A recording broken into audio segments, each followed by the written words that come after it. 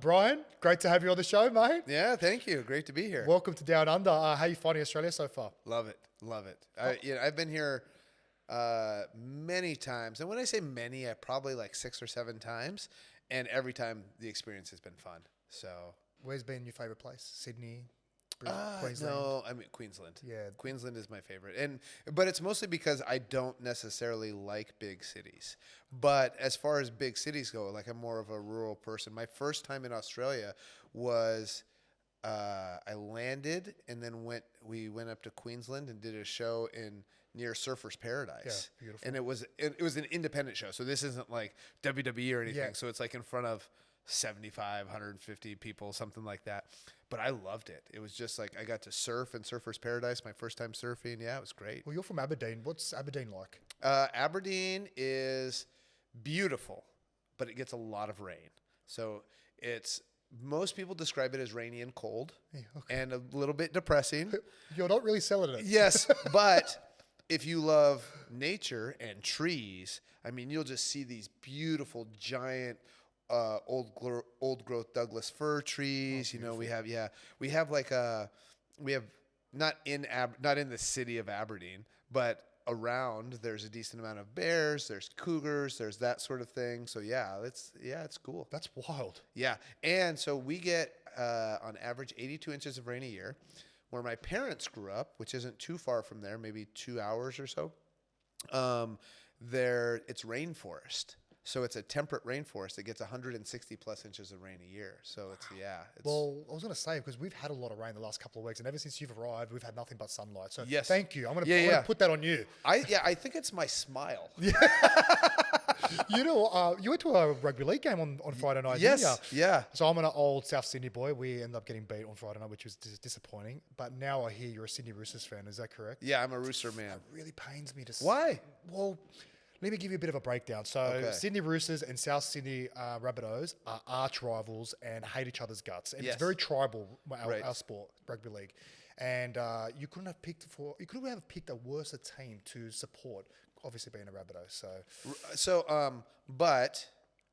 what about this?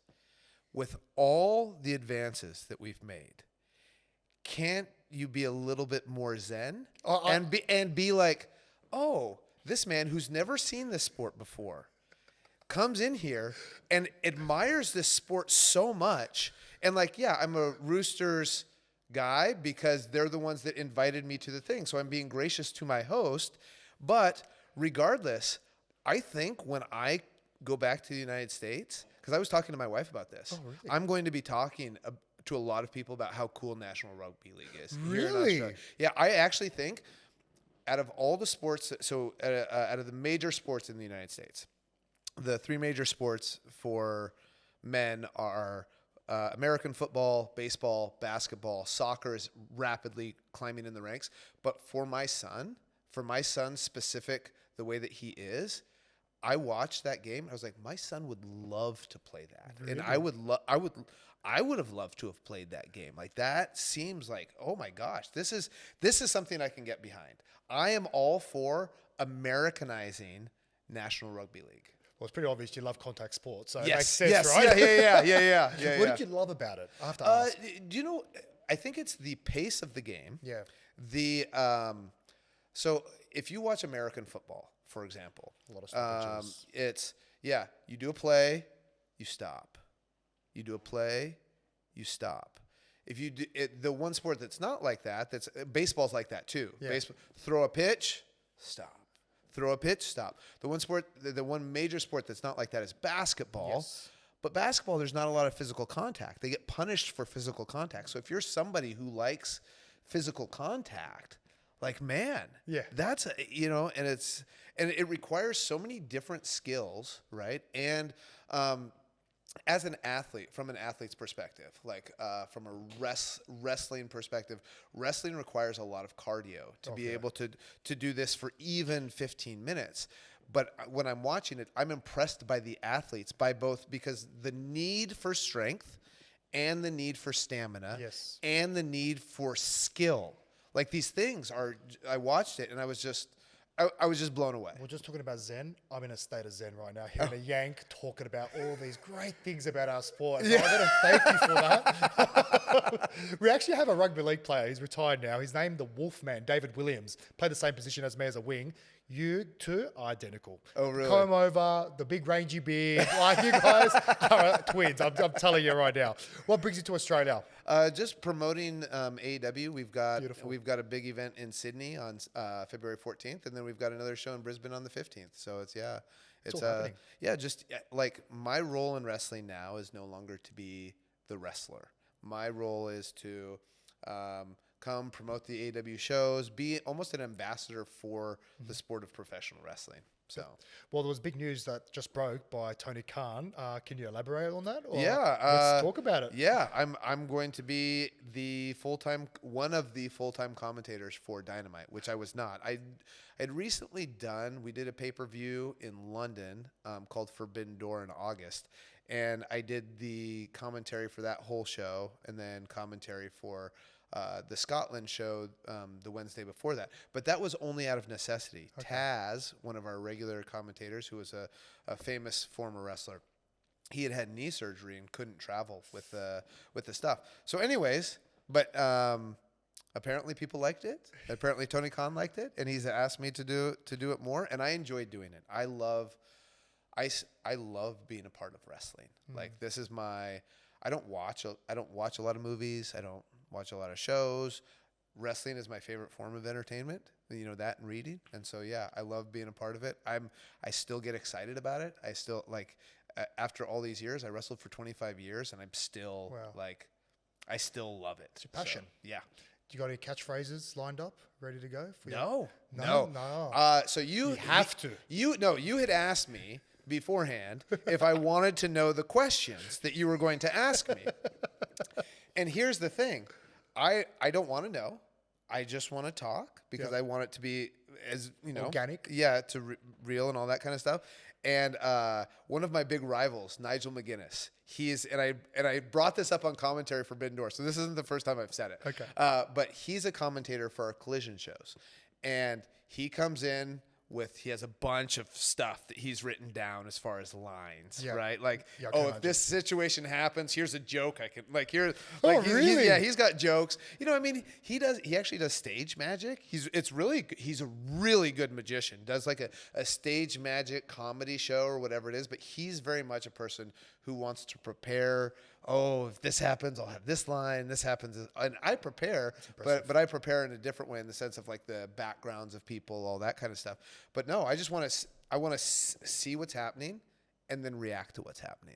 I think that's organic is the best way, right? Because people can tell from a mile away if you're faking it, if you don't really enjoy it on stage. I would actually say this: people who are really good, there's a million ways to do different things, right? For me, it would come off as very staged because I'm not a good actor, right? Nigel McGuinness goes on to these magic shows, and he's a great commentator.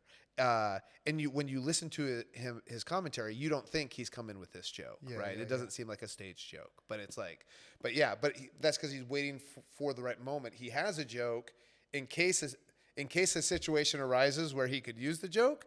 He's got it in his back pocket. You said something that surprised me. Like, you say you're not a good actor, but I feel like you kind of need to be in the world of wrestling. Don't you agree? Like, there's obviously a theater side, there's the competitive side, there's the technical side. You're almost like a chameleon. So there is a part where you need to kind of there theater. There is a little bit of that, but so for example, I don't know who's a great actor. Tom Hanks. His range.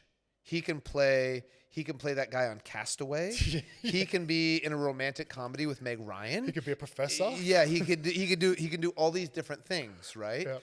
My range is very limited.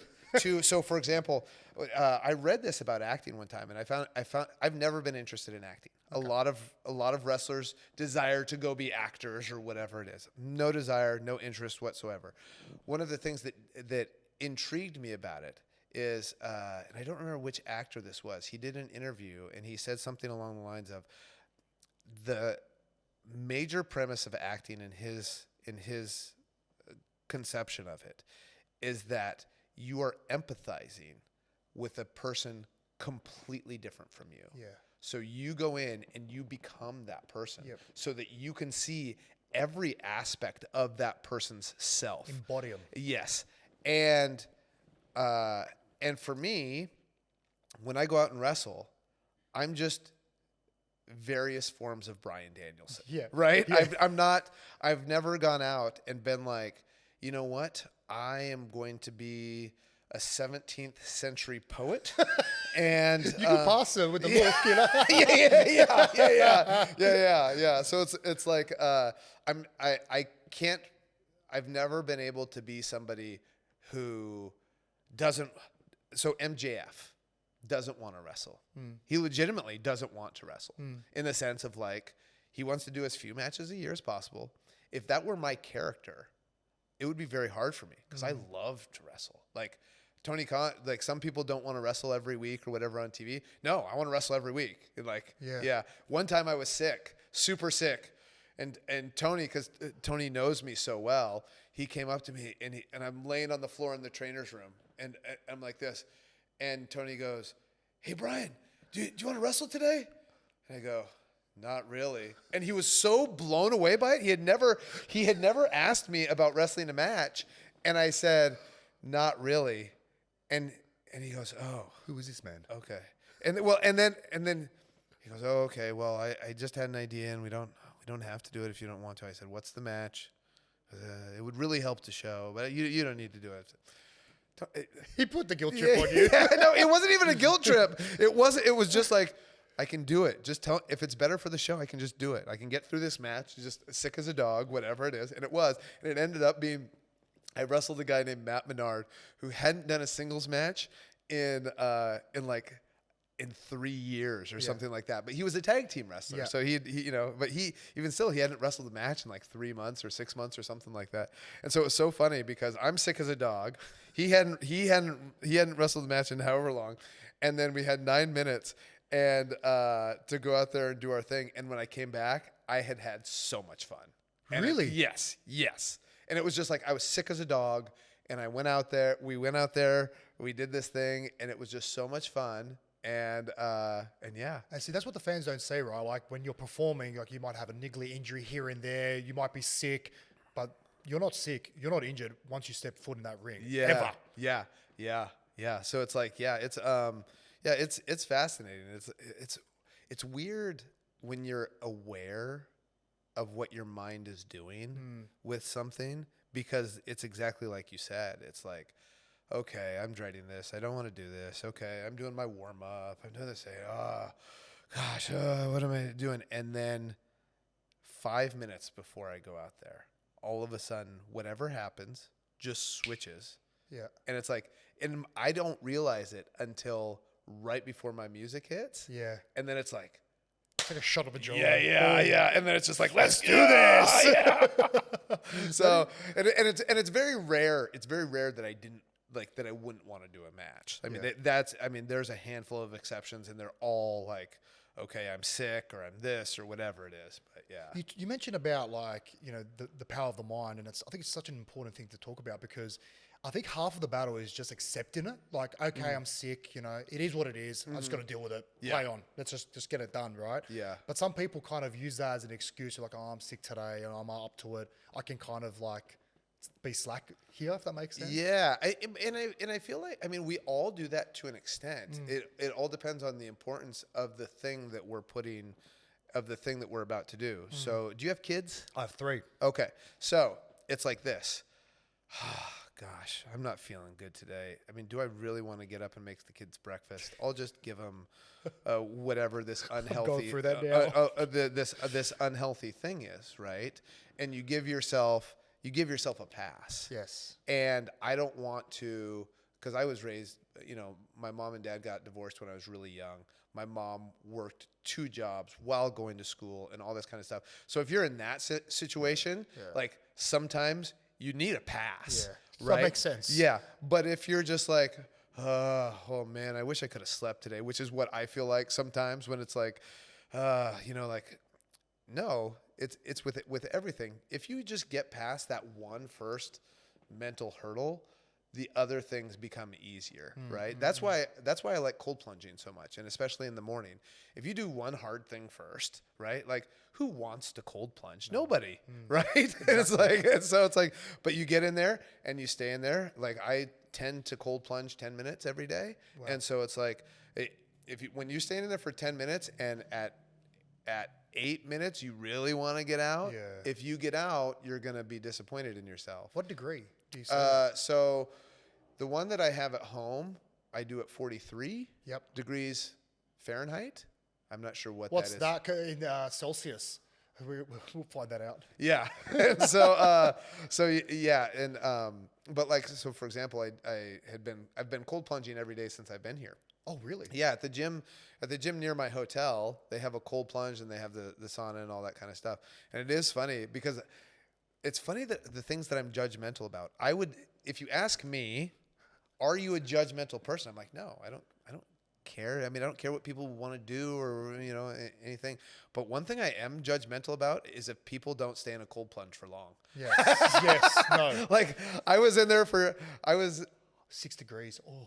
So I was in there for most of the time I go in there for 10 minutes. Yesterday, because it was my contrast therapy day. So I did 5 minutes cold plunge, 20 minutes sauna, 5 minutes cold plunge, 20 minutes sauna, 5 times, right? 5 rounds of that. Yes. And, but nobody else stayed in there for more than a minute. And I'm like, it's people just don't like to be uncomfortable, mate. That's what it is. Yeah. And I think that's maybe what I think of as maybe the biggest problem with our society now is people's inability to sit with discomfort, in the sense of like, and you'll see it like I'm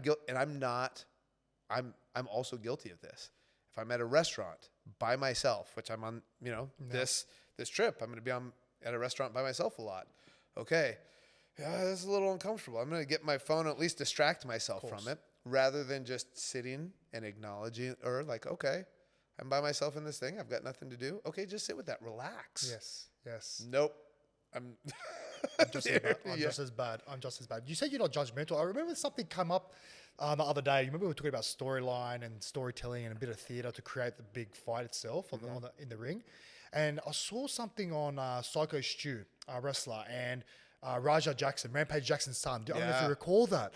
And comes the day and they're competing, and Raja Jackson took matters in his own hands and obviously beat Syko Stu to a pulp. Yeah. Did you see that? So I've seen the clip. Yeah. I have no context for what actually happened, but it seems pretty irresponsible on a lot of different levels. Yeah. Right. Yeah. I just don't understand how it went from one extreme to another. I don't either. I have no idea. And so it's like, I have been in the ring with people who we don't necessarily get along. Yeah. Right. But there's professionalism, right? But I will say this, and this is not a defense of what he did. I don't think that Rampage's son is a professional wrestler. I don't think so either. Yeah. So I mean, like, I don't know who orchestrated it. Yeah. It's just like there's a certain degree of professionalism you have to have to call yourself a professional wrestler, and that's not it. So well, our thoughts are with Syko Stu. Yes. I hope you're okay, buddy. Yes. Yeah. Talk to me about your diet. Are you a vegan? I used to be fully plant-based. Wow. Now I'm mostly plant-based. But my last concussion, the doctor recommended that I really, I would take a lot of like fish oils and stuff. Yes. Even as a vegan, I would take fish oil supplements for my brain. I've had a lot of concussions, had post-concussion seizures, all that kind of stuff. I got a concussion in 2022. Wow. And that was my last concussion. And the neurologist that I went to, he had said, listen, I know that you are really good with your supplements and your essential fatty acids and all that kind of stuff, but for your brain health, I think you should have salmon at least 2 times a week, and then so I'm mostly plant-based. I do salmon 2 times a week. And now I can't even say that I'm plant-based except for salmon 2 times a week, because we have chickens. We rescued chickens. Do you? Yeah. So we rescued 7 chickens. So do you know? Are you familiar with cockfighting? Of course I am. Yeah, but never seen it live. Yeah, I've never seen it either. Yeah. So we rescued in cockfighting. Obviously, they want the roosters. Of course. So what they do with the females is they kill the females. So we rescued 7 of the female chickens. Oh wow, that's sad. Yeah, and then and so I had a vegan friend. His name is Jake. Gosh, I wish I could remember his last name. He had a gardening YouTube channel in Phoenix and all that kind of stuff. But he was the one. He was vegan, and he said, "I rescued these chickens, so I eat eggs." I feel like the trade-off is. I think that's fair. Yeah, it's fair. Yeah. Because in Phoenix, what would happen is and it's a desert area, and so sometimes people would move, and if they had chickens, they'd just leave them. Oh, really? Yeah, and so he had rescued these chickens. So he said, "Yep, I'm not ashamed of eating these eggs because I know that these chickens are well taken care of and I've saved their lives." And they just ran around his backyard. They were great. And so it's like, yeah. And so, yeah, our chickens live a good life. We saved them from being killed. I'll eat their eggs. Yeah, 100%. I think that's a fair trade. Yeah. I find it amazing because I remember trying going plant-based in the 2019, and I think it was off the back of the Game Changers documentary on Netflix. Okay. I don't know if you recall that doco. And I researched it. I went really, really deep in the rabbit hole. But like out for us footballers, we have like a pre-season, which basically you build up your base, your stamina, your strength, and whatnot for the upcoming season. And I remember in 2 weeks into this diet, I was just in excruciating pain every single day. Like I just felt like I just competed. Like I just couldn't recover. Wow. So I only lasted 2 weeks, but I had 2 other teammates that were doing it, and their strength was out of this world. Like their strength improved massively, their conditioning improved massively. But I was just like, I couldn't do it myself. I just feel like I couldn't get the amount of the necessary protein to recover. Yeah. How did you do it for so long? Yeah. So and even still, a lot of protein shakes. I do a lot of protein shakes, and there's some there's a Robert. Gosh, I can't remember his last name. I'm so good with one name and not good. I'm the same. And so, but he's a vegan bodybuilder, and wow. He doesn't do. He used to be like a vegan protein. Like he would be a vegan protein guy. Like he would promote. He would be a brand ambassador for some of the vegan proteins. But he came out in his book. He said, in reality, I don't do vegan protein shakes and stuff. I eat mostly like real food, like tempeh and tofu and whatever it is. And I find that to be astounding. Robert Cheek? Yes. Yes. Yep. Yes. Yep. There he is. Holy. And vegan bull. Yeah. And so, but that was never me. I always the whole time, and even now, I'm doing a lot of protein shakes and all that kind of stuff. And so, yeah, it's just a matter of finding the right mix for you. And it's, the difference to me is in the sport that you were in. That's a tough ask. Yeah, it's a tough ask because it's not just so Robert Cheek is a bodybuilder. That's a physique thing. Correct. You can look. Aesthetics. You can look a certain way. So professional wrestling to me is a mix of strength and endurance, but it's not like I've always had great stamina. So it's like 60-minute matches, no problem, right? And so it's like, but so that's my natural inclination is to be good. If I was naturally good at one thing, it was that, right? Yeah. From a physical standpoint, but to do the strength that you need in rugby and the endurance that you need in rugby, I just don't see it. I don't see it being so bloody hard. I don't see how it would be. But the strongest I've ever been, I deadlifted 518 pounds at 109, at 190 pound weight, and fully vegan, not a single animal source of anything. Oh my God. Yeah. My max was 270 kilos. I don't know what's that in pounds. 2.2. So that would be 270 would be 540 plus 54.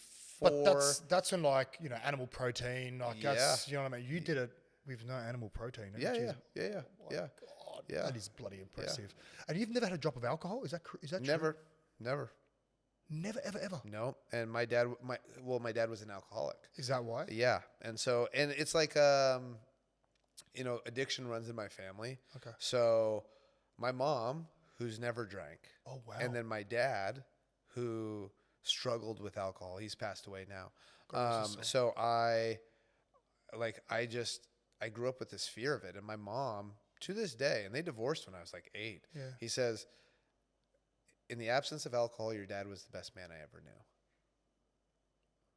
But what she never says is when he is drinking, right? And that's what, and like one of the things, parents who are divorced, I would highly encourage you to do this. Is I was so blessed by my parents because they got divorced when I was young, and never once did either of them ever say a bad thing about the other person. And I guarantee you they thought bad things. Yeah.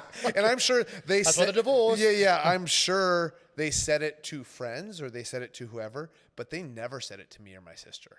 That's Never. Important. That's important. Yeah. And so it was like, and it was, but that allows the children to still love the other parent without feeling the need to take sides. It's not the child's fault. Yeah. And so it's like, it's one of those blessings that you don't realize was a blessing until you grow up. And like, my wife didn't have that experience. Her parents got divorced too, and then they fought like cats and dogs. You know what I mean? And so it was like, but my sister and I have talked about like, wow, like that was a real blessing for us. Well, so I think we should deconstruct the whole studio because there's a lot of tempting items in here. Yeah. So, but I mean, like, I have no inclination. I've never once had the desire to drink. Never once. That's amazing. Never once. And it's never stopped me from having fun. Right. So like when in my 20s, my wife is blown away by this because she sees me as so like uncool in the sense of like, cool. But I mean, it's just in the sense of like, oh, Bryan doesn't go out. He doesn't stay up late. He doesn't do these things. In my 20s, like I would go out to the bar with everybody. I'd dance. I'd do all these things, and there was one of my wrestling mentors. His name was Robbie Brookside. He's British, and he was like, "It would take me 100 pounds to get to the state that you're on at the dance floor, just like natural." But I just go out. Yeah, it's just like He's a peak athlete. To me, anyway. Big question. What got you into wrestling? I just loved wrestling as a kid. And so it's like so my parents weren't wrestling fans. I got introduced to it through a friend introduced me to wrestling magazines. I was sick a lot as a kid. And so, but I started reading early in my life. So by first grade, I was already reading quite a bit. And he brought me these wrestling magazines. And I was like, whoa, what is this? And you have to think this is 80s wrestling. Wow. This is like face paint. Everybody's on steroids. It's a wild world of professional wrestling. And so it's like, it was awesome. And so, but then, as you grow up, as you get older, other real sports, right?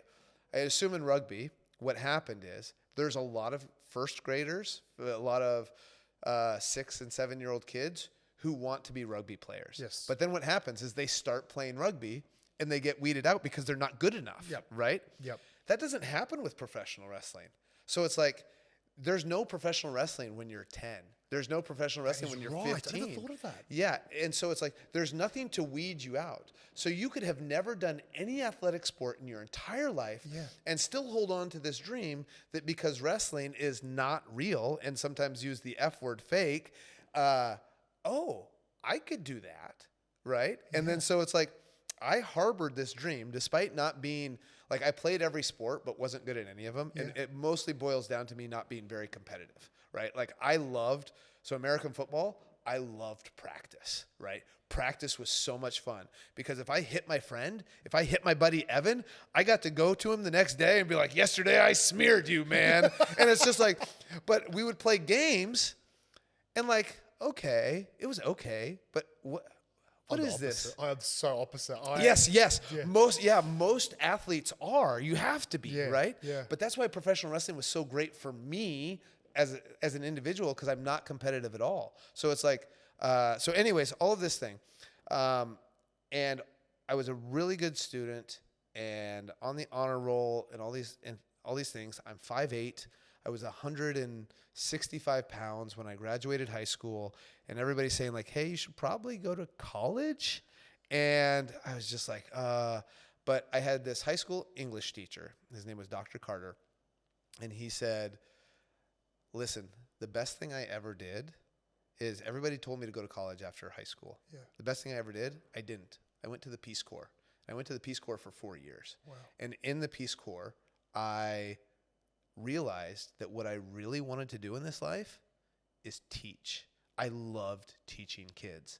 So then he went back to school with this idea that he wants to teach, got his doctorate degree, became Washington State Teacher of the Year. Wow. And still taught in a very small town in Washington, right? And so he did this. So he said that to me, and he said, listen, I had this great math teacher who loved me, and she was like, you should really go to college. I know you want to do this wrestling thing, but you should really go to college. Dr. Carter was the only adult who took the opposite tact. He said, listen, you're only young once. You go, you do this pro wrestling thing, because I didn't have anything else that I wanted to do. You go, you try this pro wrestling thing. If you fail, who cares? Yeah. You're going to know more about yourself and what you want to do after in this process of 100%. Doing this thing, in this process of attempting this thing. You're going to learn so much about yourself. And so, like, that was, like, when he said that to me, I was like, it was like the green light where nobody after that point could tell me no, including my mom, who I deeply respected my mom, but my mom was like, she cried when she found out that I wasn't going to go to college. Right, and so it's like, but it was like, that was the turning point. Like, him saying that to me was the turning point in me deciding to go actually try this. You mentioned something as well, and it's leading to my next question. There's no genuine pathway to be a wrestler or to be to work in the AEW, right? Because you said it yourself, like, it's not like a competitive sport where you can play and train like 10, 11, 12. So if you want to be a wrestler, how do you do it? So there's wrestling schools here in Australia that will teach you. And I don't know the quality of them, but it's like there's wrestling schools all over the United States, and they're very similar to clown schools. How do you become a clown, right? Wow, yeah. You go and you learn the basics of clowning, and then you go and you try to get jobs and all that kind of stuff. That's the same basis.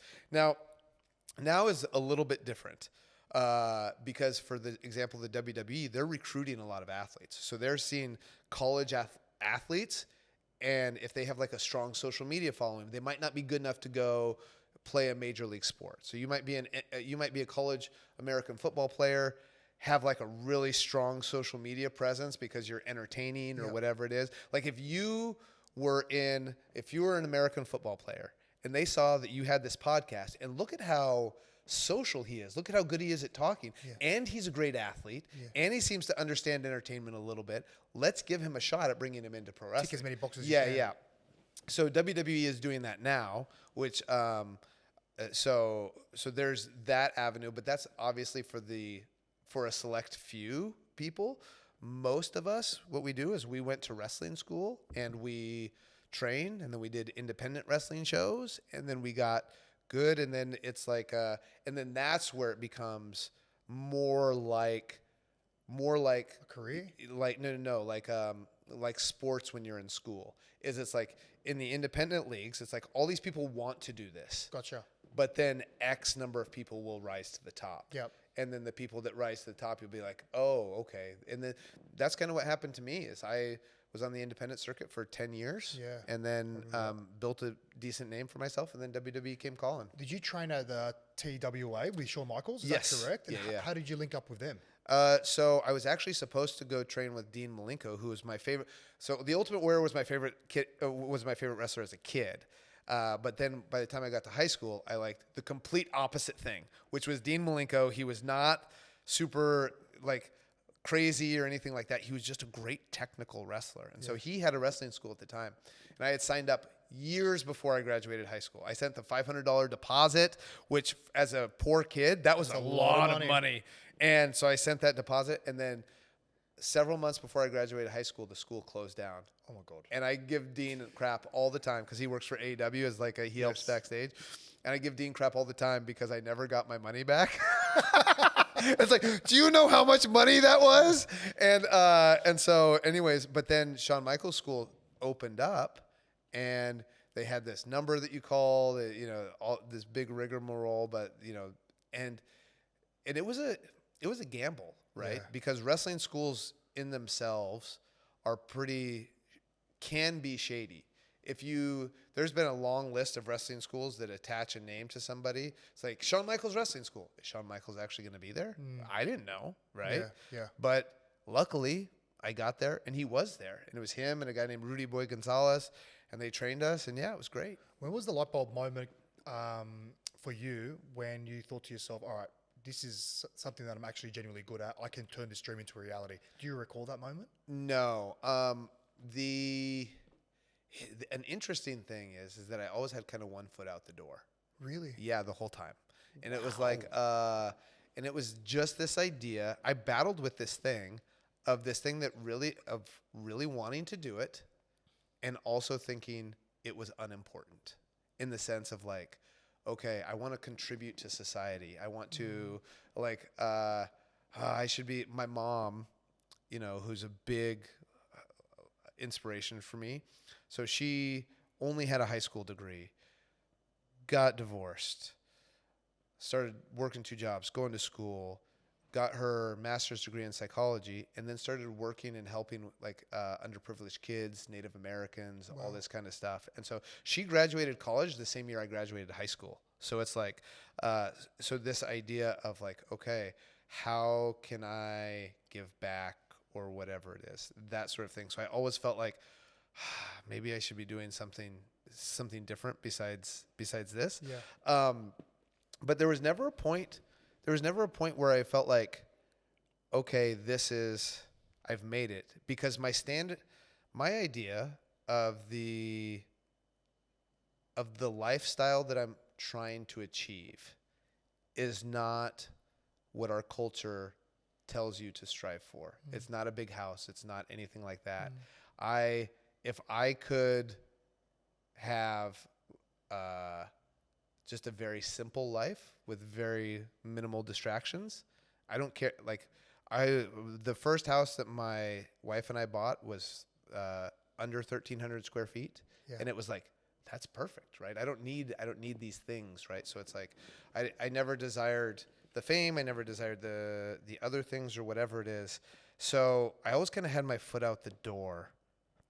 But then it was around maybe 7 years in, where people, 2006, where people started being like really into me, right? Yeah. And there comes a point, I don't know, this can't happen in rugby because you'd have to know that you're good, right? Wrestling's subjective. Nobody knows if you're good or not. It's not like if you regularly score in rugby, you're good. You're good. But there's no equivalent of that in professional wrestling. Because I find that, because you're very technical as well. Mm-hmm. So I feel like that's a big tick in my eyes. Yes, but there's been lots of great technical wrestlers who people didn't hire them, or WWE didn't hire them because they didn't have enough personality, or because they didn't have enough this. That's my next question. They didn't have enough that, or whatever it is. And that was always the criticism of me when I was young, is that I didn't have enough personality. And this is something that a lot of people disagree with, but I think you can learn personality. Wow. And that's because, like, when I graduated high school, I couldn't talk in front of a class. I just couldn't. Like, I would try to read a book report, and then a paragraph or 2 paragraphs in, I start stuttering. I get super nervous. It's one of the biggest fears. Yep. And then I just completely shut down. They put me in a mask. My first year of wrestling, I was wearing a mask because Shawn Michaels thought he's got you don't want to put that face on TV because it's like everything I did would be with this rigid, stone faced, and so I could do the things, but as far as from a personality perspective, my first promos, my first interviews were all rotten, just the worst, and so, but one of my mentors, William Regal, he suggested I go work for a guy named Bryan Dixon in the UK, do these, it's Butlin's holiday camps. It's entertainment, so Butlin's holiday camps, you go, all the entertainment is included. You're not going there to see wrestling. You pay $1,000 for a week. Yep. You pay $1,000 for a week, and in that, you get the food is included, all the entertainment's included. Saturday is an afternoon wrestling show. Saturday night is a magician. Sunday, you get to see a musician. You get to see clowns, all these different sorts of things, all these different things. So it's not for wrestling fans. It's just, it's a 3-match show. There's only 3 matches. It lasts an hour. Yeah. And you watch it, you're entertained by it, and then you leave. So he said, go do that for 6 months. 6 months? Yep. I was there doing it, wrestling 6 times a week in front of these non-wrestling fans. And then there was a wrestler named PN News who had wrestled in the United States, in the early 90s. And he was like, you know what, if you really want to improve your personality in your wrestling, you know what you got to do? Karaoke. So I'm this super shy kid who's never drank. And so I'm out there singing the national anthem singing the American national anthem to British kids who aren't fans of wrestling. And then on top of that, I'm going after these shows 3 or 4 times a week to doing karaoke with PN News while he goes up there and does karaoke and he's drinking. He gets drunk and then he goes and does karaoke.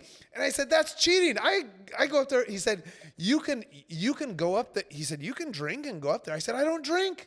Well, you have to make a choice. You're either going to go up there sober or you're going to start drinking. And I was like, okay, I'm going up there sober. I just feel like everything's just heightened. Like this fear has just unlocked a new fear. Yeah. On top of another fear. Yeah, yeah. That is amazing. Because I was going to ask you that as well, because I feel like when you made your break with the WWF, at the time, smaller wrestlers weren't the norm. Yeah. You needed to have a big personality. You needed to have a big frame. You needed to be athletic. Did you find that hard to stand out?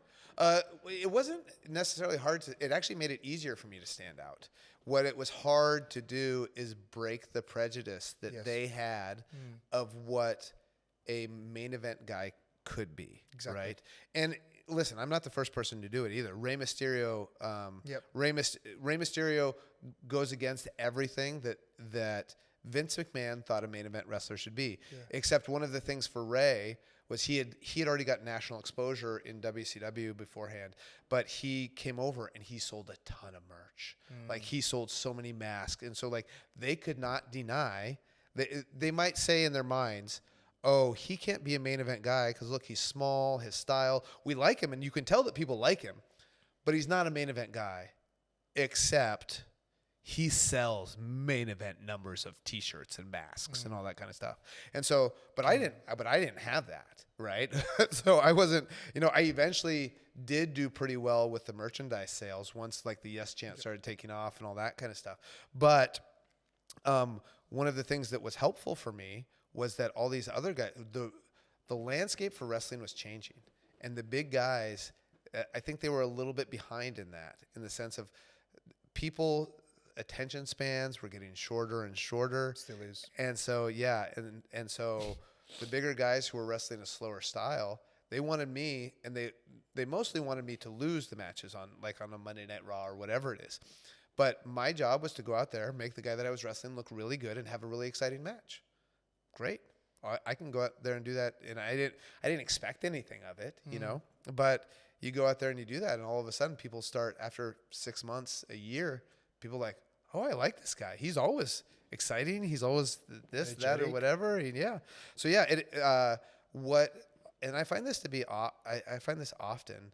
I think sometimes the things that you think are your biggest hindrances end up being the thing that really push you through, right? In the sense of if I would have started out at 6'5", 245, I would have never become the wrestler that I became. So true. And so it's the fact that I'm 5'8" and 185 pounds, like, okay, for me to succeed, I needed to do this. I needed to be that, right? And so, and then that's the way that the culture is going anyways. You need to be faster. You need to do all these things because otherwise you're not going to keep people's attention spans. Why did you think the first stint didn't work out with WWF? Well, I got fired by WWE twice. Once in 2001 when I was very young. That's what I'm recording. And they fired me there because they had just bought WCW. So, and you have to keep in mind, I'd only been wrestling 2 years at this point. Very inexperienced. Hadn't developed my personality. I hadn't done that trip to the, and I ended up doing more trips to get better at the personality aspect to go to the UK. But had not developed my personality yet at all. My wrestling was always my strong suit. But WWE didn't see that as like, okay, we have lots of great wrestlers. You're to be a showman. Yes. And so anyway, that's why they let me go. And honestly, I was in their developmental territory in Memphis, and pretty much everybody under 6 feet tall and under 225 pounds, they all got let go because they just bought WCW, who had all these cruiserweights who had been on TV, like a Rey Mysterio, like a Jamie Noble, like those types of guys. So that's why that one didn't work out. I got fired in 2010 for choking Justin Roberts with a tie and spitting in John Cena's face, which they had said before we do this thing. So you have to keep in mind that, like, I hadn't been with the company for very long, like just a couple months, and they tell us to go out there and do a gang style beatdown. And you have to think, like, okay, in my independent career, I've done some pretty violent matches, right? So I'm like, but they didn't tell me any rules. They didn't say anything was off limits. So it's like, how would you know? Yeah. How was I supposed to know? I'm very much somebody who holds myself accountable for a lot of things. This is one thing where I don't hold myself accountable because when they say gang style beatdown, okay, great. Yeah. And like, you can do something with, Justin Roberts knows what's going on. So you can, rough him up a little bit or whatever it is. So, and this is the thing. So you have to, within wrestling, you have to trust the other person to make your moves feel like they have impact, right? Of course. And so if they're a non-wrestler, I don't necessarily trust them to make sure that they have impact. So I ripped off his suit jacket. He had this tie there. And nobody tells me anything that, you can't choke in WWE. And choking is just a normal part of professional wrestling, I thought. Think so. And like, so I can't trust Justin because I don't know him very well. I would trust him now to make it look good. But I can't trust him. So I just choke him. Right. And so he's these big marks on his neck, like from the tie. And then also like, John Cena, he said, like I'm kicking John Cena in the head. And the whole idea is that we had been portrayed as rookies and we're supposed to be feeling very disrespected. And okay, I can relate to this because I was a wrestler for 10 years, highly respected on the independent circuit, and then you're bringing me in and calling me a rookie and having The Miz as my coach, right? Like, this is something, when I talk about my acting range being limited, yes, this is a perspective I can align with, right? And then so I'm about to kick John Cena in the head. I was like, you're not better than me, and I spit in his face. I didn't know that no spitting was allowed. So anyways, we get to the back. Everybody's thrilled with how the segment goes. Except they're like, hey, who was choking Justin Roberts? That was me. Who spit in John Cena's face? That was me too. I ended up getting fired. They brought me back a couple months later, so it was like, it wasn't a big, right, yeah. I mean, it ended up more of a suspension. Yeah, it ended up creating a huge groundswell, and I got so many independent bookings at such high rates. I sold more T-shirts than ever before on like my independent shows. Like I was like, this is the most money I've ever made in my life. And it was like, it was awesome. But then they ended up bringing me back. And it was all worth it. Yeah. Because you went, like you said, you went through that indie circuit, Ring of Honor. What did you get? What did you mostly get out of that experience? Oh, it was fun, right? I mean, like if you were to ask me, what did you gain from it from a personal standpoint? Yeah. It was like, I did a lot of like sleeping on floors and all that kind of stuff. Humbling, right? Yeah, well, no, it was fun. So like I was like, when you're single, and I grew up pretty poor, like below the poverty line in the United States. Wow. And so I don't need much, right? And so it's like, okay, and if you have that perspective that you don't need much, and then all of a sudden, okay, you're getting paid $200 per show, right? To go do these things. Yeah. I'm just the richest man on planet Earth, right? And it's like, so, it was fun. I've always had a desire. We just got some vision of you absolutely kicking the hell out of was that Cena? Yeah, that's Cena. Yeah, and I spit in his face. Yeah, and I yelled at him, "You're not better than me!" Bah! It's like part of my deal as an independent wrestler. A bunch of people were leaving Ring of Honor to go to either WWE or TNA at the time. Part of the deal was to start claiming that I was the best wrestler in the world. And like none of these other guys are wrestlers, and they're all sports entertainers, or they're all whatever it is. Yes. I'm the best wrestler in the world, and people would buy into it, right? I didn't believe it to actually be true, but it's like, one of the things that being on the independent circuit for as long as I did, and them Ring of Honor trusting me with being their world champion and going around, is it got me confident being the top guy. Yeah. And going out there and saying and believably saying, I'm the best wrestler in the world. And I didn't necessarily believe it, but I could make people believe that I believed it, right? And so yeah. Well, the organization started trusting you as well. I think one of the biggest moments as well is when you cashed in with the Money in Your Bank and you took on the Big Show. Oh my gosh, it's actually a great story. That wasn't supposed to happen. What? That wasn't supposed to happen. That was never the plan. So this whole thing, me winning the Money in the Bank, this is really fun. It's a really fun story for people who are deep into the wrestling world. But it's like, okay, we had 2 Money in the Bank matches. Yes. And they knew Alberto Del Rio was going to win one of them. The other one was going to be either Wade Barrett, Cody Rhodes, or maybe me. But Wade Barrett and Cody Rhodes were both bad guys. And they were like, oh, if they win it, then it's too similar to what we're doing with Alberto Del Rio, who is a bad guy. Well, let's have Daniel Bryan win it. But they didn't have an out for it because they didn't want me to win the world title. It was just like, and then they like, for a while after that, there was like 6 or 8 weeks where I was off TV entirely because they're like, what do we want?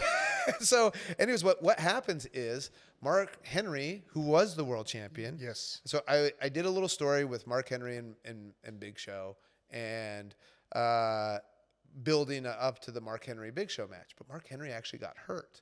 I wasn't even booked for the show, but they had me do an autograph signing at a Walmart in the Baltimore area earlier that morning, and Brie was at the show, and so we were dating at the time, yes. And so I was just there, thinking I was doing nothing, and I'm sitting on a thing, and then somebody told Vince that I was there, and I had the briefcase, and they had to get the title off Mark Henry because he was hurt. Exactly. And so somebody came up with the idea, like, hey, Bryan's here. What if we put the title on Bryan? And then it became what the thing was. That was never the plan. It was just. Do you feel like your career absolutely accelerated after that? Yeah. Oh, yeah, of course. Yeah. And it was really funny because my dad, who had no concept of what professional wrestling is, you know what I mean? He was just blown away. I had won a world title. And I went home for Christmas that year and we're watching, our favorite team is the Seattle Seahawks for the American football. Mine's Miami Dolphins. And so we're watching the game and my dad's super drunk and he was like, he's watching it and he goes, Bryan, you think if you really would have applied yourself to football, do you think you could have been out there? And I just turned to him, I go, Dad, no. And I'm not competitive enough. Well, no, I said, I don't have the genetics for that. And in my mind, I didn't think about it because he played football when he was in high school. But he like I said, he grew up in the rainforest. He graduated my mom graduated with 12 people in her high school class. Really? My dad graduated with 8 people. What? So he played 8-man football where typically it's normally there's 11 people out there, right? And so anyway, so I think he thinks in his mind that if he would have played at a better school or something like that, that maybe he could have made it to the NFL. And I'm just like, there's no way. Do you see those guys? Those guys are monsters, right? It's good to dream, but it's also good to be real and realistic. Separate the difference. Right, yeah. Can we talk about the Yes movement, please? Yeah, for sure. That was like amazing. You built up a cult following. Did that just organically happen, or was that like just like that? Yeah. Well, and it wasn't like a thing. Nobody told me to say yes. Yeah. What Vince had told me is he said, after you win the title, then this is me, money in the bank. I'm not supposed to be there that day. Yes. I'm not even supposed to be there that day. It's a famous line from the movie Clerks. I'm not even supposed to be here today. But he said, go out there and be like you just won the Super Bowl. You are the most undeserving person, and all of a sudden, you win the Super Bowl. That's how I want you to celebrate, right? I want you to celebrate in the most obnoxious way possible.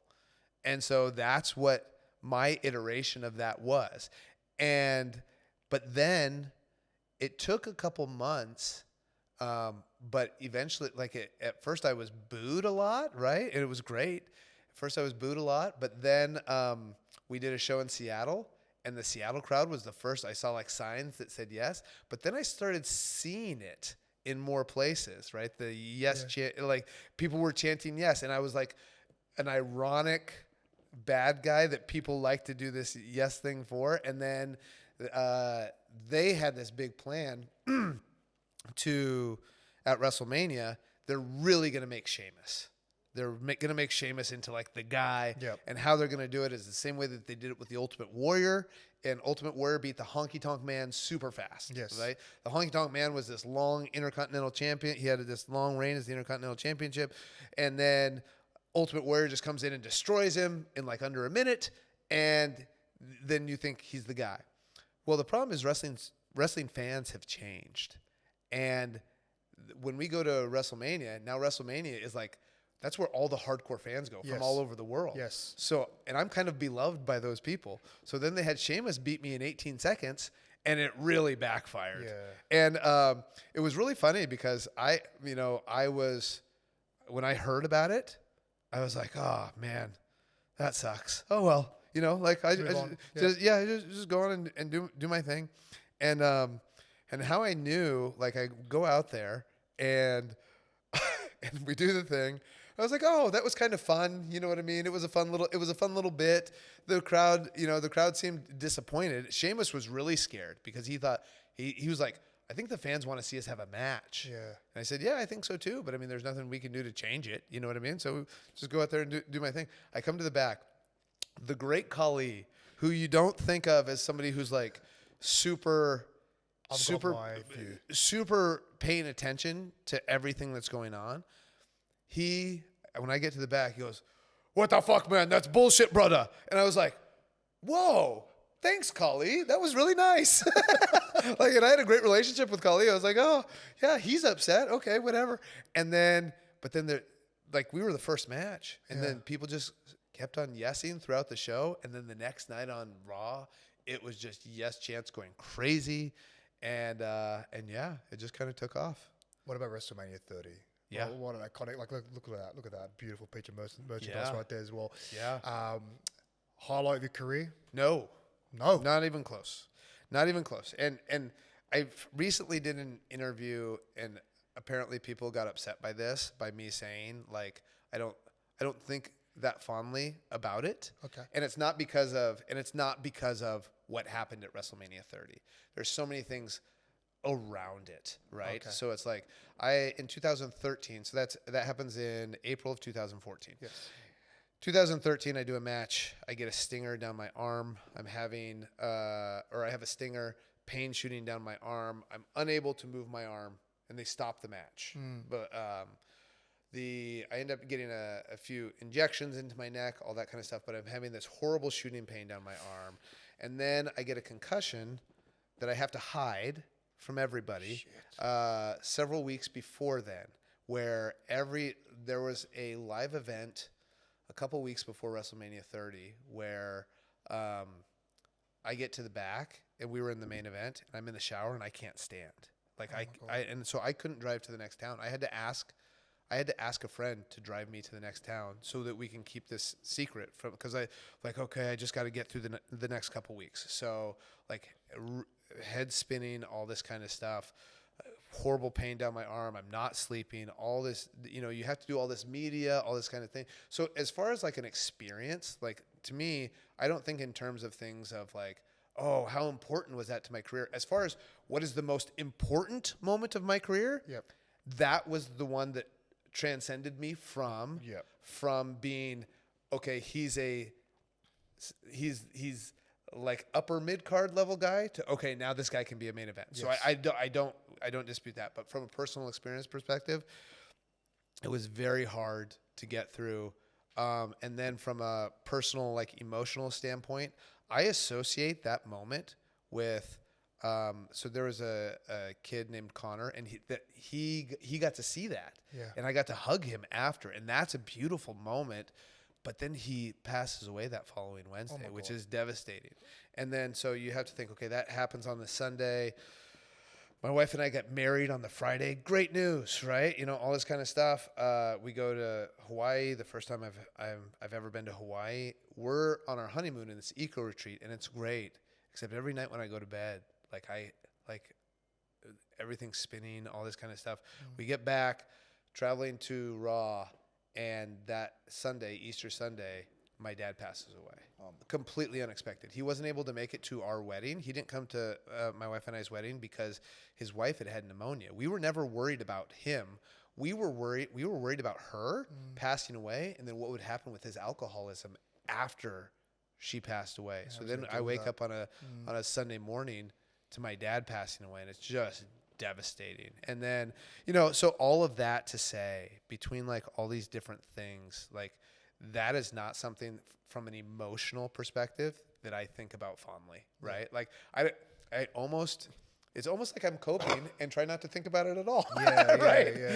And so it's like, so for me, I can recognize that was the most important night to take me from this level in the fans' eyes to this level in the fans' eyes. And I'm so grateful because if it weren't for the fans, that wasn't WWE's choice to do that. They made that choice based on, with this reaction, this is what we need to do for this thing, know. But for me, from an emotional perspective, it's not something that's like, that I think of as like being this great thing, you know? Yeah. You had a feud with the Authority, Triple H. I have to ask you, did that ever like transcend into real life, or was that all just part of the storytelling in the theater? So it's interesting because I wasn't in on the game at that point, in the sense of nobody told me what was going on. Vince had a meeting with me in January of that year before the thing, and he goes, I've got an idea for you for WrestleMania. I think you're really going to be excited about it. And I thought, when he said that to me, I thought it's going to be Shawn Michaels, because Shawn Michaels had done a thing with me. I had wrestled Randy Orton in a Hell in a Cell match, and he was the referee, and he ended up super kicking me, and Randy Orton wins. It's like, Shawn's going to come out of retirement, and he's going to wrestle me. This is going to be awesome, right? He goes, you're going to wrestle Sheamus. And I was like, and I love Sheamus. We had great chemistry, but it was like, that's not where I thought this was going. Yeah. And I wasn't expecting it to be a title match. You know what I mean? I was hoping for Shawn Michaels. Yeah, right? Of course. Yeah. But then things started changing. CM Punk ended up quitting. And so then Triple H didn't have a match, and things just fell into place. And it was WWE's choice. It wasn't like anybody forced them to do this. It was they saw the lay of the land, and they're like, oh, this is what we should do. And it turned out really good. But as far as was any of that real from their perspective, I have no idea. I assume some of it was and some of it wasn't, Well, it took off. Definitely took off. Yeah. Talking about AEW, why was it the right place for you and the right timing for you to go there? So I was ready to try something different, right? Like, to me, for me, wrestling has been an artistic experience. This is my art form. This is how I like to be creative, right? Yeah. And so I wanted to do something different. I felt like I was a little too comfortable, and I like pushing myself outside my comfort zones. And I was watching, I was watching AEW here and there, and then actually it was funny because Vince McMahon had called me, and he had asked me, he said, what is AEW doing that we're not doing? Like, because AEW was doing well, making a lot of noise, all that kind of stuff. And I said, honestly, sir, I don't know, but give me 10 days and I'll have an answer for you. And I watched the last 8 to 10 weeks of AEW TV. And then I had a whole list of things that they're doing. But in that process, I watched my friend Cody Rhodes. And I rode with him, and like he's doing this like top rope Hurricane Rana. I was just like, what is Cody doing? Like, is this the level that they're doing things at there? And it's just a different style, a different presentation, but it's a more sports-like presentation. And that's something that I did a lot on the independents, and I was watching it, and I kind of got the itch to go back to doing more of that kind of style versus WWE's more entertainment style, Yeah. And I'm not saying one's better than the other. What I'm saying is that's my preference, right? And so anyways, my contract was up, and I didn't know what I wanted to do. I could stay with WWE, or I could and be very comfortable there. I could go to AEW, try this thing. And the other thing I was thinking of is not signing anywhere and not retiring, but just do the shows that I wanted to do. Go wrestle in New Japan. Go wrestle in Mexico. Everybody wanted me. Yeah. Everybody wanted to have me. I just main evented WrestleMania, that April. And so, so those were kind of the three options. I ended up going with AEW because I wanted to challenge myself, and also because I liked the TV product. I also liked that at the time WWE was planning on going back on the road and doing more events. And so with 2 kids, just doing one show a week, because at the time we didn't have Collision like we do now. Yeah. We just doing one show a week allowed me to spend more time with my family. So it was an easy answer. Yeah. It wasn't easy because I had a lot of loyalty to WWE and the people within WWE and that sort of thing. But yeah, it was. And when my wife said, because this is also at a time when it's like peak wrestling pay, right, for wrestlers. Yeah. Wrestlers had never gotten paid as much as they were at the time because I've heard that. Yeah, because of the TV rights situation. Yes. So it used to be that wrestling, it was based, how much money you made was based on how many people attended or how many pay-per-views they got or whatever it is. But now, like, for example, right now, just in the United States alone, we get paid AEW gets paid $185 million a year for TV rights. Wow. WWE gets paid in excess of $1 billion a year, and that's without a single person buying a ticket, right? And so you just have to think like wrestler pay has gone up exponentially, and so it should. Yeah, and so and then my wife, you can imagine how frustrated she is. My contract year is up, and I'm like, I've got these 2 great offers, and I say to her, yeah, maybe I just don't sign any of them. She's like, are you an idiot? Could you please? I don't blame the reaction. Could you please, just for once in your life, do something for money? That's not a bad thing, though. That's not a bad thing. Yeah. But your debut night was electric. Yeah, it was super cool. And then one of my favorite things, I had so many moments in AEW that I just loved, including my favorite moment in my career, which I can talk about in a second. But it's like I debut, this incredible reaction from the crowd. But my favorite thing from that is my first match against Kenny Omega, and we're in Arthur Ashe Stadium. This wrestling had never ran there before. It's a tennis stadium. It was super cool, and it's I don't know if we sold out, but if we didn't sell out, it was close. But it's me and Kenny, and the crowd before we even lock up is just going crazy, right? It's just like, so it was just awesome. And then yeah, it was straight on after that. How do you see your role now changing, and getting ready for the next generation of talent coming through? So, what I do is I mentor some of the younger guys, and so wrestling is an art form, right? I tend to think of it as combat theater, right? And but what's really hard for the younger generation is, I talked about me going to England and learning how to be more of a showman. But what that took was 6 months of wrestling 6 to 7 matches every week in 2003, another 4 months of that in 2005, and another 3 months in 2008, all before I ever went to WWE. And so it's wrestling every night. It's getting used to this thing. And now in AEW, we don't have that. WWE doesn't have that. For the younger wrestlers, how do you develop that? And so it's got to be, they have to take a more disciplined approach. They have to watch tapes, and so what I do is I'll send them a match, and then here's some notes. Here's some things to pay attention to that you might not be paying attention to. You know what I mean? That sort of thing. I get in the, and sometimes I'm just, they ask me advice, whatever it is. My official role is as a consultant. Yep. So if Tony needs anything, if Tony Khan needs anything from a creative standpoint, he can call me. He doesn't often call me, so it's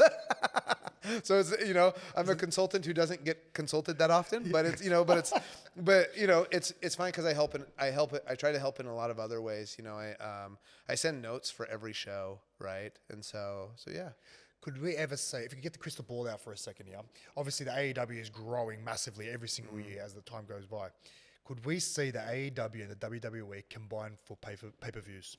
So that, it'd be interesting. I think, Tony has a collaborative mindset, Tony Khan. Where we're at right now, it seems more like WWE is trying to put us out of business rather than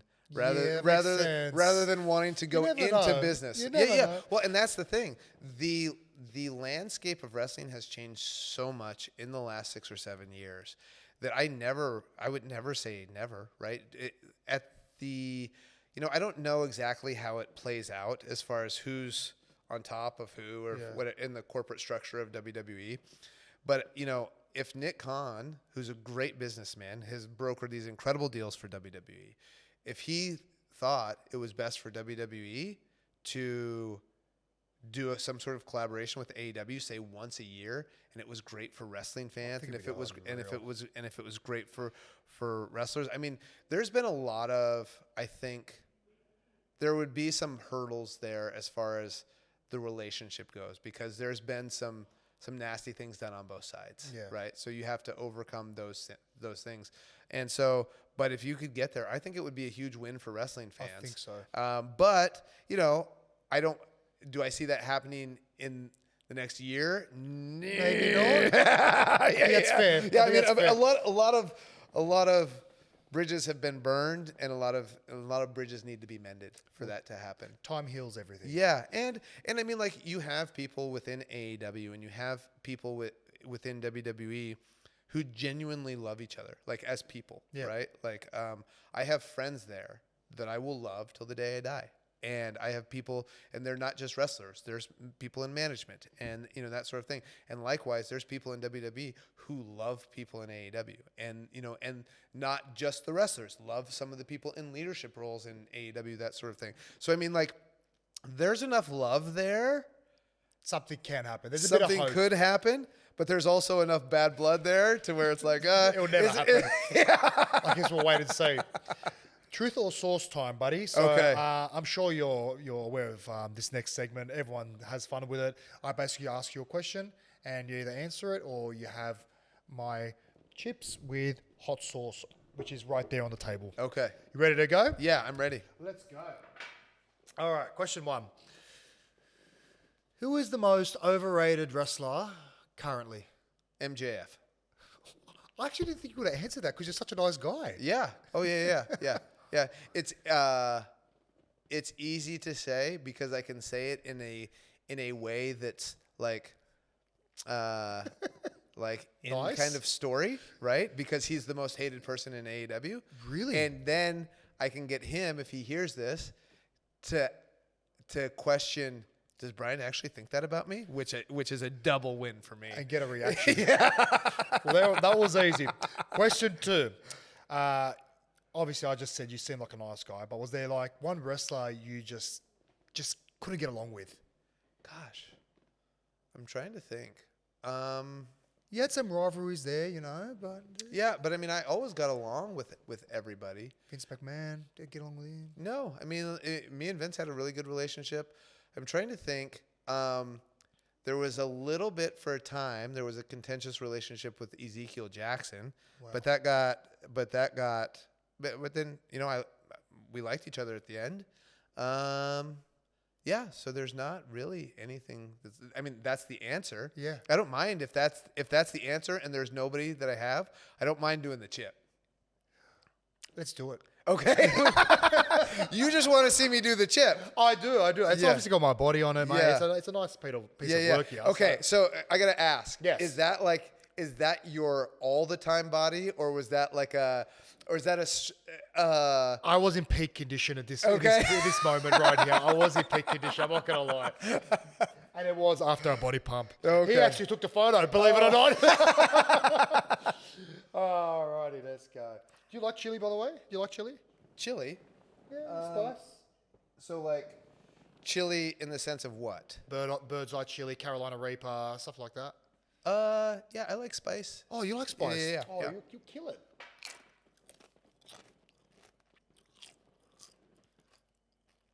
Yeah, that's nice. Yeah? Yeah. Oh. Well, we'll say, because you obviously got fair skin, so when you start going red, I know it's kicked in. Do you go red when you eat it? Not really, because I've got naturally olive skin, so you can't really tell when something's really too spicy for me. Oh, okay. Yes. Last question I want to actually ask you. Okay. Who's on your Mount Rushmore? That doesn't exist. It doesn't? No. Why? It's impossible. Really? It's impossible.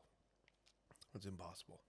There's too many fantastic wrestlers. I respect that.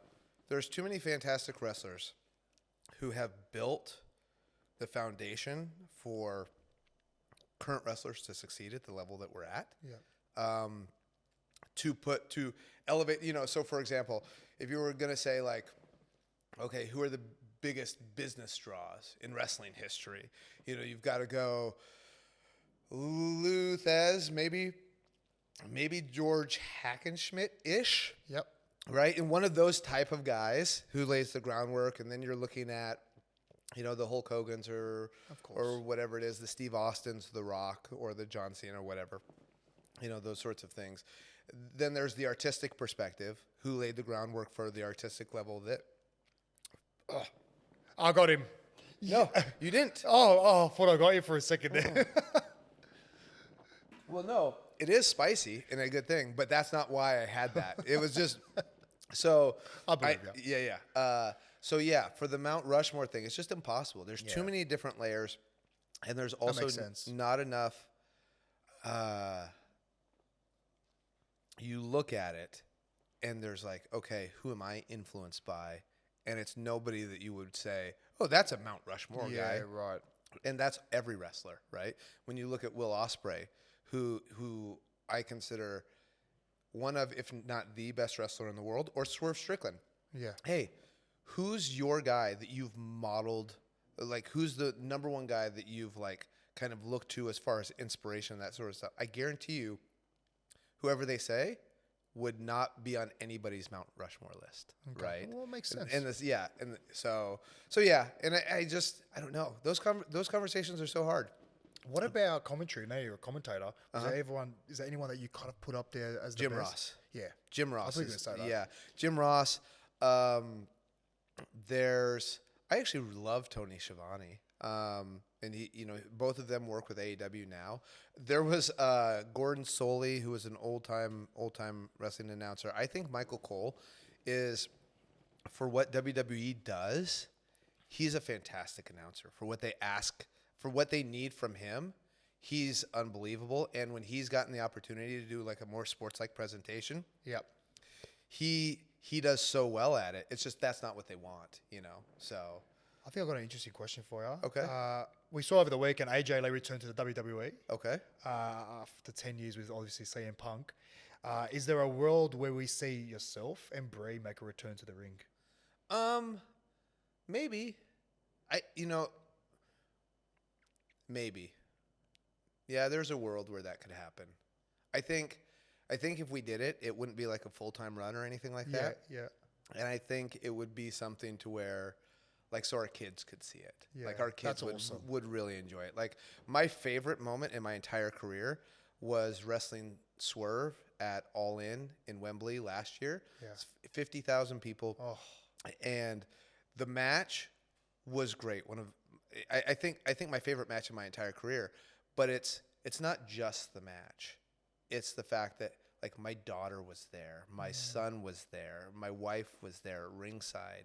They got to come into the ring with me after. It was Swerve's performance in that, because from a performer's perspective, when you get to be in the ring with somebody and they're so awesome, that helps you be more awesome. I think it's like this with acting. Is that when the person that you're acting with, it's probably the same with a podcast. Yes. With your, if you're doing a podcast with somebody who's like excited or, is fun or whatever it is, it's going to make you better at your job. Without a doubt. And then, which I got to thank you for. Oh, and then, so with Swerve, being in there with him, and I had wrestled him probably 10 months before that, and he hadn't gotten to the level that he was at that point. He was world champion at that point. And that first time I wrestled him, I was like, man, this guy's great. But then I wrestled him for the world title in the main event of All In, and to be in there and to be like, oh my gosh, like the aura of this guy. It's like, it was awesome, right? And so anyways, so that said, our kids are still talking about that. Wow. And they're old enough to remember that for the rest of their lives. I think there's a world where Brie and I would do a tag team match together so our kids could see it. Because, it's really funny because both of our kids see their dad as a wrestler. But they know that their mom wrestled, but they don't see her as a wrestler because she hasn't wrestled much since they've been born. They see a different side to her. Yeah. As her as mom. Yeah. And I think it would be really cool for us as a family to do like a tag match like that where our kids can see it, where they can see their mom and their dad doing this thing that they love. And also, like, our kids don't realize this. Their parents met because of wrestling. Like, we were in wrestling together. We would have never met in any other walk of life. I totally did better than I deserved, right? Well, I think one thing for sure, you both are amazing parents, and to keep providing your kids these incredible milestones, mate, it's a credit to you both. So hopefully in that world, we see you both in the ring. Time will tell. Yeah. But nevertheless, I'm so glad to have met you, mate. You're an absolute pleasure to hang out with, and I'm truly excited to see AEW Down Under, and we'll be hitting you up for tickets. So I'll get your digits after the show. Thank you so much, mate. Yep, thank you so much.